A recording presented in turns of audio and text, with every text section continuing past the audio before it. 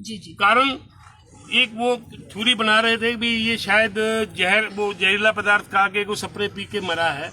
तो हमारा अमूमन हम लोग भी सामाजिक व्यक्ति हैं और लोगों को देखा हुआ भी है, यदि कहीं कोई ये जहरीला पदार्थ खाता है मरने की कोशिश करता है तो बाद में वो तड़फता है, हाथ पैर मारता है, साइडों में कहीं उसके हाथ पैर मारने के निशान नहीं, बॉडी को जैसे वहां लाके रखा हुआ है, इस टाइप की फोटो हमने देखी है।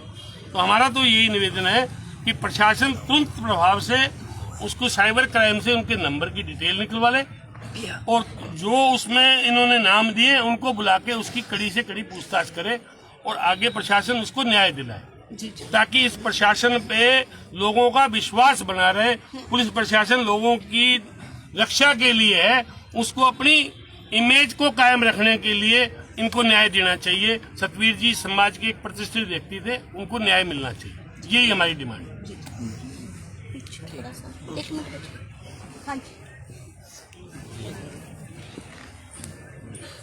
मैं रामचंद्र जिला कुमार सभा सिरसा से सचिव के पद पर हूँ। सुबह ग्रुप में एक न्यूज़ देखी, फोटो वायरल देखे और पता चला कि भाई सतवीर जी जो कि टाइपिस्ट का काम करते थे उनकी हत्या हो गई है। तो जिस व्यक्ति का वो ग्रुप में फ़ोटो डाला हुआ था, मैंने उनसे बात की, वो यहाँ जोड़नाली गांव के थे। उन्होंने बताया कि भी इस तरह से कोई हत्या का मामला है और उसे रूप दिया जा रहा है आत्महत्या का। हम तुरंत यहाँ पहुँच करके वो रिश्तेदारों से मिले, प्रधान जी से मिले, इनसे बात की, सारे भाई बंधुओं से बात करने के बाद हम थाना में पहुँचे।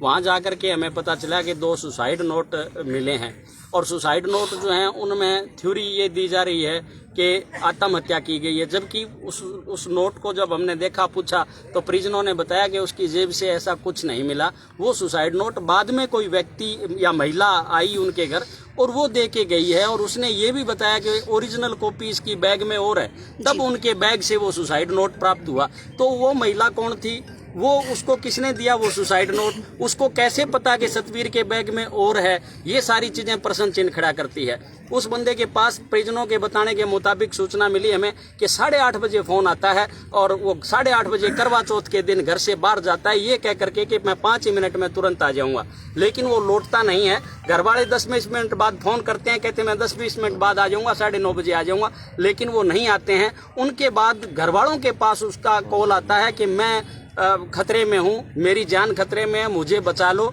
और मैं कहाँ हूँ ये मुझे पता नहीं। जब घर वालों ने पूछा आपकी लोकेशन बताइए तो परिजनों के मुताबिक ये था कि मुझे नहीं पता मैं कहाँ हूँ, मेरे सामने सब अंधेरा है, दिखाई कुछ नहीं देता है।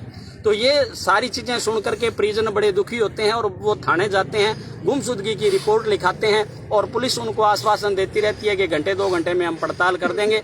आज तक ये नहीं पता चला, इतना समय बीत गया कि वो फोन किसका था, लास्ट कॉल किसकी आई थी, जिसकी कॉल से वो बाहर गए उस व्यक्ति को पकड़ा जाए। सुसाइड नोट जिसने भी जाकर के घर ये बताया कि ये सुसाइड नोट मेरे पास पड़ा हुआ था और ये सुसाइड नोट बैग में है उसके, उस व्यक्ति से भी पूछताछ की जाए और ये जो 300 अंडर सेक्शन 306 का मामला है इसकी बजाय ये 302 का बनता है मैम, और 302 के तहत उसकी कार्रवाई की जाए, दोषी गणों को पकड़ा जाए। सारे संगठन की, सारे यहाँ जो हम लोग इकट्ठे हो रहे हैं, हम सबकी एक ही मांग है समाज की कि उन दोषी गणों को पकड़ा जाए और उनको सतवीर जी को न्याय दिलाया जाए।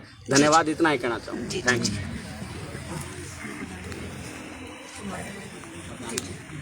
हाँ, कुंभाराम जिला प्रधान कुमार सभा। सतवीर सिंह आज 36 घंटे हो गए, अभी तक प्रशासन ने कोई कार्रवाई नहीं की है।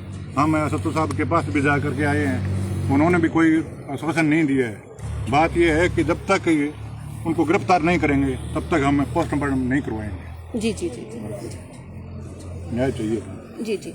तो पूरे ग्राम वासियों की तरफ से और उनके परिवार का यही कहना है कि जब तक इस मामले की जो जांच है वो नहीं होती है और उनको न्याय नहीं मिलता है तब तक अंतिम संस्कार है वो नहीं होगा। और जो गांव वासियों की तरफ से यहाँ पर धरना है वो लगा दिया गया है। अब इस मामले में क्या आता है,